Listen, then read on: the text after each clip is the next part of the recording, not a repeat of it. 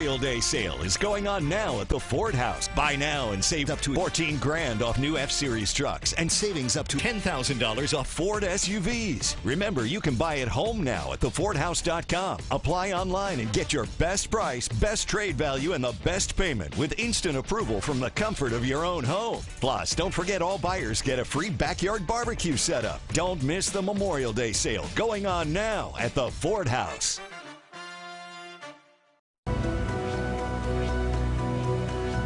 We want to wrap this evening by answering some of your coronavirus questions. So, MSU Medical Director Dr. Keith Williamson joins us now, and thanks so much for taking the time. It's always my pleasure. Oh, you bet. The first question comes from a viewer. It's about the drug remdesivir.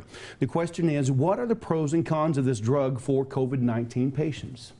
Well, it's still experimental. It's an RNA analog, and it basically interferes with the virus's ability to make copies of itself and the proteins it needs to sustain its own life. But it could conceivably interfere with any process requiring RNA transcription from your own genetic code. So it could have some problems. They're working it out, though. It looks promising.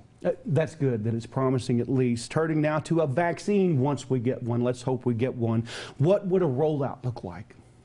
Well, a rollout would involve, of course, first ramping up production capacity and keeping it safe in a sterile delivery system. And then it needs to go first to vulnerable populations that we've identified so many times as being at excess risk from the COVID-19 virus: the elderly, the immune suppressed, those with cancer and chronic heart disease or lung disease. And then after we have those people protected, then we begin mass immunization programs to protect the whole population and then get enough immunity in the whole group population that this virus cannot make copies of itself and persist.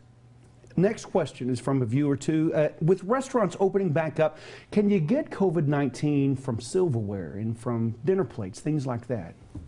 It is conceivable that you could, because the virus can last a day or two on inanimate objects. But dishwashing and things like that should kill them. That's going to clean it. Absolutely. I think it's entirely unlikely that you'll get it any other way other than respiratory droplet transmission. And this, let's go ahead and, this is another question. I think we know the answer to this. Should you wear a mask over your mouth and your nose? I mean, it bears repeating, though. It does. The respiratory droplets that are referred to come from both your mouth and your nose. And the mask is there not to protect you, but to protect others from you in case you're carrying the virus and don't know it yet, which happens.